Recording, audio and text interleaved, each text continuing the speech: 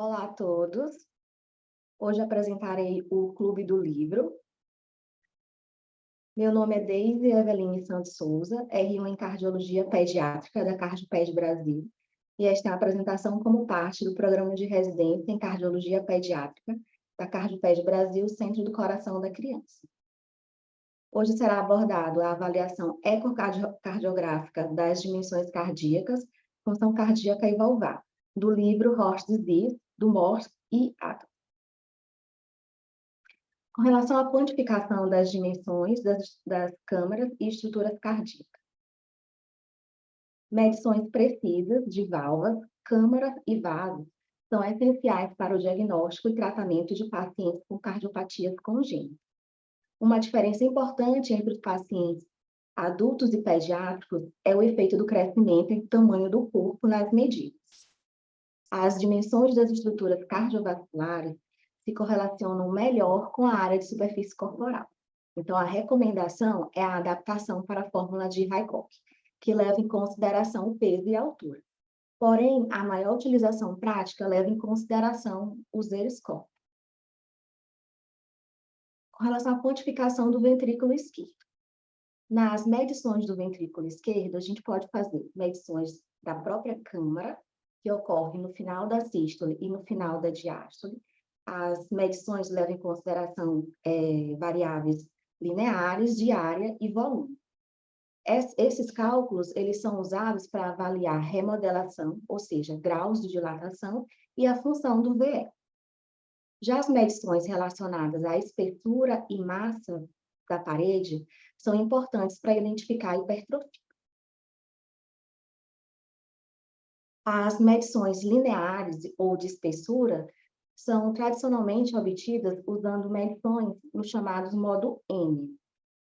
São medidas em incidências paraesternais de eixo curto ou eixo longo, calculados logo abaixo, medidos, na verdade, logo abaixo das pontas dos folhetos da válvula mitral. É uma incidência com resolução temporal, é um modo de medição com resolução temporal muito alta, às custas de baixa resolução espacial. A imagem representa uma medição em modo M, que é obtida a partir de uma visão paraesternal de eixo curto do ventrículo esquerdo, logo abaixo dos folhetos da válvula mitral. Imagens bidimensionais, imagens 2D. Então, é um método de substituição do modo M, é realizado numa visão de eixo curto, de calculado distal aos folhetos da válvula mitral, a medição do diâmetro interno do ventrículo, feito, junto com a espessura da parede inferolateral e septal, medidos no final da diástole e final da sístole. As desvantagens do modo 2D é que ele possui uma taxa de quadros muito menor na ecocardiografia. Além disso, a maioria dos dados de score Z são publicados baseados em medições do modo M. Além disso, o cálculo da fração de encurtamento usando o modo M mostrou-se mais reprodutivo. As medições de volume, elas ocorrem tanto no formato 2D quanto 3D. A medição em 2D é realizada por duas técnicas diferentes. A primeira técnica é o método área-comprimento. Ela requer a medição do comprimento no eixo maior do ventrículo esquerdo, a partir de uma visão subcostal, ou apical 4 câmaras, combinadas com um cálculo de área a partir de uma visão subcostal ou paraesternal de eixo curto. Já o método biplano de Simpson, ele é baseado na soma de discos, e ele requer o delineamento das bordas endocárdicas nas projeções apicais de 4 câmaras e 2 câmaras. Importante frisar que quanto menor for o ventrículo esquerdo, maior vai ser o erro de medição. Então, para ventrículos limítrofes, o cálculo preciso dos volumes do ventricular pode ser obtido por ressonância magnética cardíaca. Já na medição do volume 3D, ela vai ser mais precisa para determinar os volumes do que o 2D. E na pediatria, a ecocardiografia 3D tem se mostrado um método mais confiável para a quantificação de volumes. A limitação é que é menor a resolução temporal, relacionada a taxas de volume relativamente baixas. Isso pode ser problemático, especialmente para bebês com frequência cardíaca mais alta.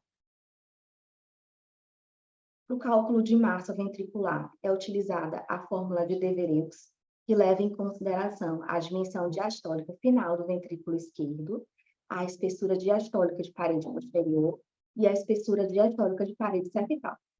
Os estudos mostram que as curvas de percentil de marca de estatura se correlacionam melhor ao VE com relação às scores D e são melhores para normalizar a massa do VE.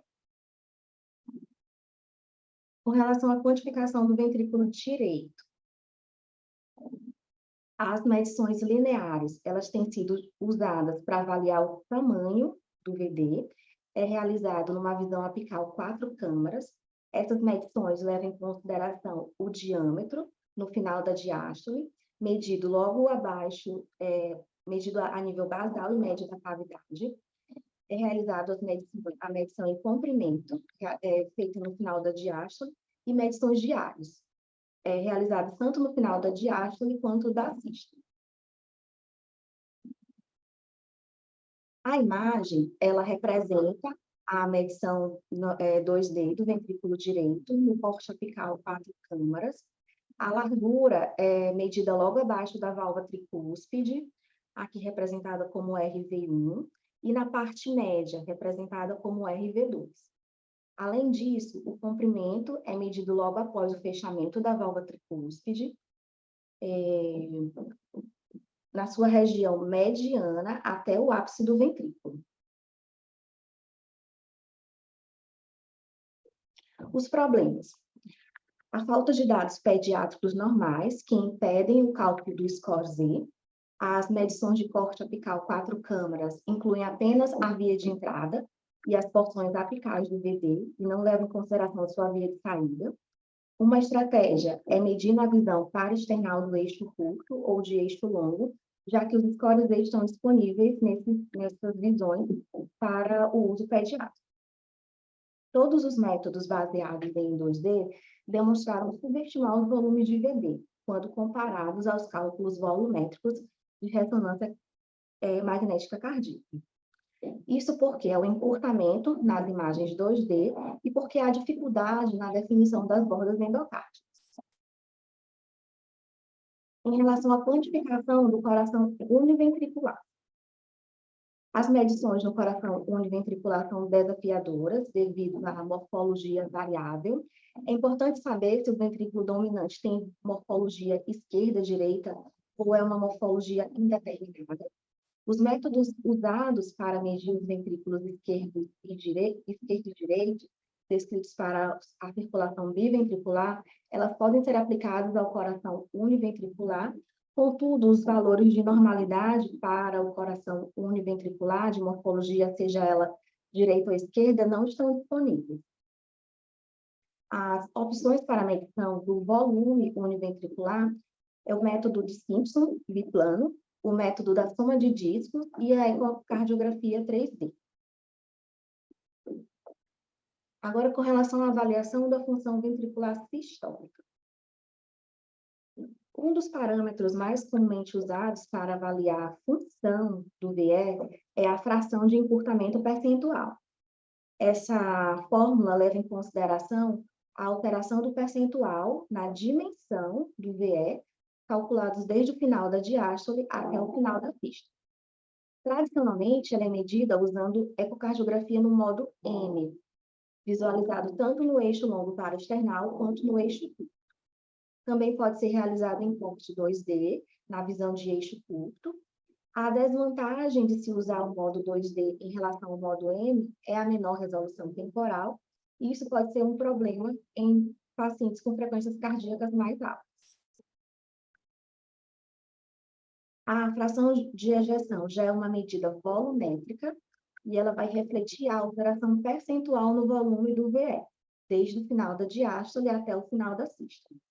Os volumes de VE podem ser calculados usando a ecocardiografia no modo M, no modo 2D e 3D. Com relação aos índices Doppler da função ventricular, é utilizado para quantificar a função sistólica ventricular, ou seja, durante a velocidade do movimento do miocárdio. Além disso, podem ser obtidos independentemente da geometria ventricular. Uma das medições propostas é o DP-DT máximo, que é baseado em sinal Doppler, é um sinal que é obtido por meio de jato regurgitante da válvula atrioventricular. Esse cálculo ele envolve a variação de pressão em um determinado intervalo de tempo. Assim, quanto menos tempo o VE leva para aumentar a pressão no seu interior, mais eficaz é sua contratilidade. O cálculo, ele leva em consideração o tempo que demora para a velocidade subir de 1 metro por segundo a 3 metros por segundo, o que equivale a um aumento de pressão dentro do VE de 4 milímetros de mercúrio a 36 milímetros de mercúrio. Ou seja, corresponde a uma diferença de 32 milímetros de mercúrio. Então, quanto mais rápido essa variação ela ocorrer, maior será o DP-DT e, consequentemente, maior a contratilidade do VE. Em relação à avaliação da função ventricular direita, sabe-se que a geometria do VD ela é mais complexa, ele tem uma posição mais anterior no tórax, tem trabeculações mais grosseiras e fisiologia um pouco mais diferente. Isso torna mais difícil a aplicação dos métodos ecocardiográficos da avaliação da função sistólica do VD. As fibras normais do VD, elas são orientadas mais longitudinalmente. Então, o encurtamento longitudinal, ele é mais importante do que o encurtamento circunferencial e o espessamento radial. A avaliação da função do VD, ela se dá de 3 formas. A primeira é pela fração de ejeção, que usa o método biplano de Simpson. Pode também ser feita pelo cálculo da porcentagem de alteração da área fracional, que é a porcentagem FAC, de uma visão apical 4 câmeras. É um método mais recomendado. E o terceiro modo é por excursão sistólica planar do anel tricúspide, que é o TAPS, que é realizado pelo módulo M. É descrito como o método mais fácil para avaliar a função longitudinal. Em relação à avaliação da função valvar, temos a avaliação das válvulas semilunares e grandes vasos. Então, é feita a avaliação quantitativa das estruturas aórticas, desde o nível do anel valvar até o arco aórtico de Shaw. Então, é feita a avaliação da raiz da aorta, com a avaliação da dimensão do anel aórtico, da dimensão da aorta, da dimensão da junção sinotubular. Essa avaliação é feita no córte parasternal eixo longo. É feita também a avaliação da aorta ascendente, do arco aórtico transverso proximal e distal, na janela supraesternal, assim como do istmo aórtico. Aqui são imagens de diferentes cortes com diferentes formas de medição, cada uma dentro da sua estrutura. É feito a avaliação do anel valvado, seio de valsalva, de aorta ascendente. A válvula pulmonar, ela é melhor medida a partir da visão paraesternal de eixo longo no fluxo de saída. Já a artéria pulmonar principal, ela pode ser medida entre a junção sinotubular e a bifurcação. A artéria pulmonar direita proximal, ela é melhor medida a partir da visão supraesternal, onde cruza atrás da aorta. E a artéria pulmonar esquerda é melhor medida a partir da visão supraesternal ou ductal. Em relação à estenose da válvula semilunar, a gravidade da estenose valvar aórtica e pulmonar na cardiopatia pediátrica, ela é baseada na medida Doppler do gradiente transvalvar, máximo e médio. Os gradientes da válvula aórtica são avaliados com mais precisão a partir da janela apical ou a partir de uma janela paraesternal direita mais alta. E para a válvula pulmonar podem ser usadas as incidências paraesternais dos eixos curto e longo. Em lactentes e crianças menores, a imagem subcostal ela pode ser útil. Aqui nós temos uma imagem que representa o traçado Doppler de onda contínua obtido de um paciente com estenose aórtica pela janela paraesternal direita.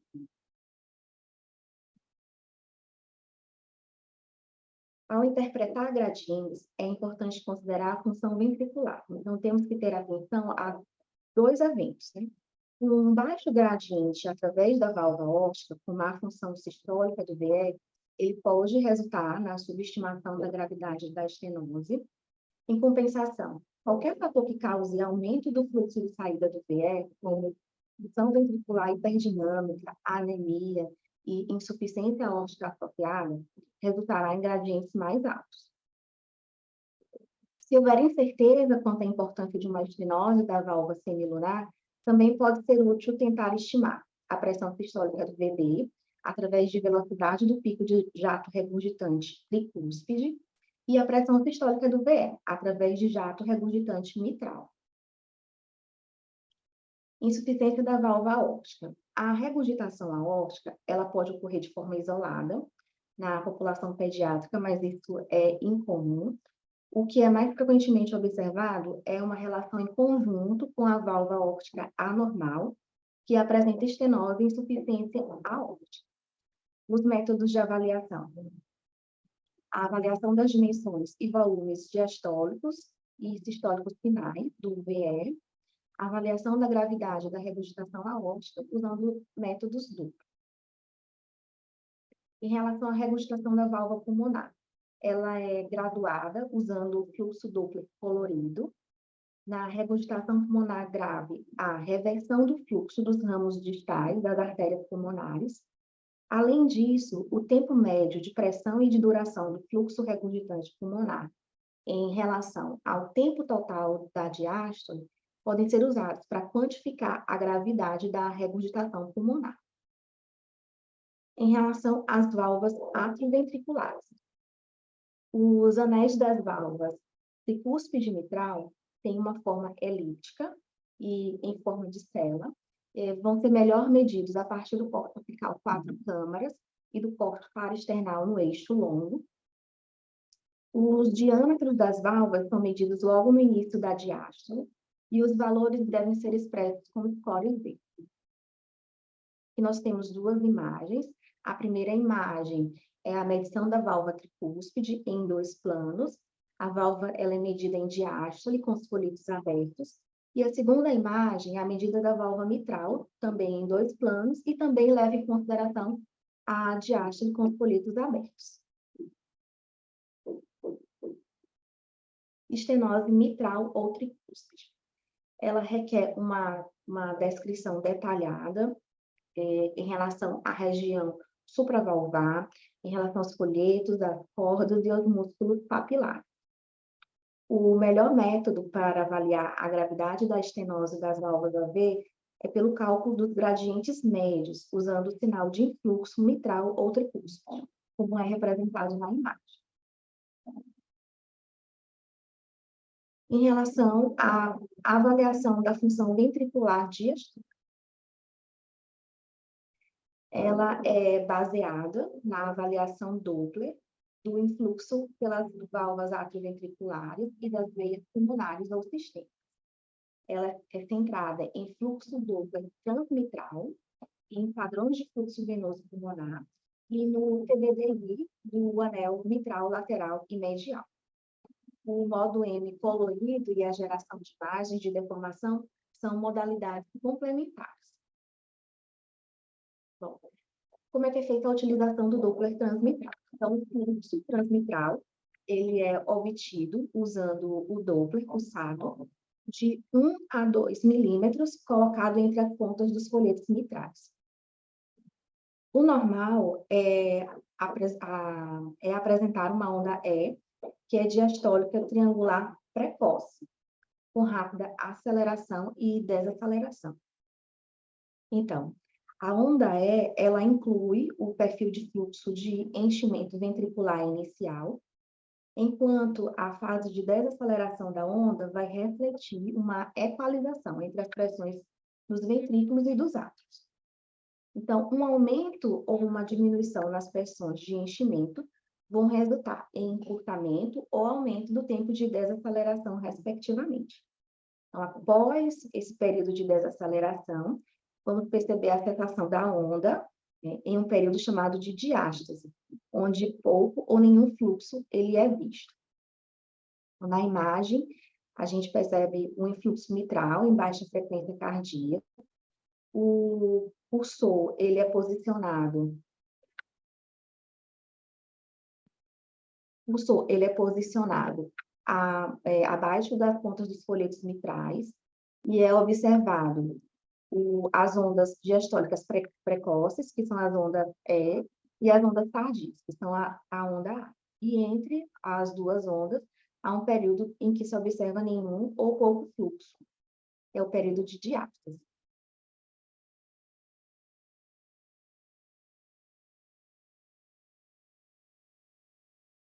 Em relação ao fluxo Doppler venoso pulmonar, ele é avaliado a partir da visão apical de 4 câmaras, colocado um volume Doppler pulsado a 5 milímetros da veia pulmonar direita. O fluxo venoso pulmonar, ele apresenta um padrão de fluxo básico de baixa velocidade, que consiste em uma onda S, sistólica, e uma onda D, diastólica, inicial, e uma reversão diastólica tardia durante a sístole atrial, que é a reversão da onda A. As velocidades de pico das ondas S e D e a duração e velocidade de pico da onda venosa pulmonar A, elas são medidas e é calculado também uma relação de velocidade entre as ondas S e D, como é observado na imagem. Em relação à avaliação da sincronia ventricular. A ativação e a contração cardíaca normal, ela é bem rápida e homogênea. Então, há uma contração coordenada dos átrios para preencher os ventrículos no final da diástole, e também há uma contração homogênea entre os diferentes segmentos do ventrículo sistêmico. A dissincronia vai se referir à ativação e à contração descoordenada ou heterogênea das câmaras cardíacas, especialmente relacionada aos ventrículos.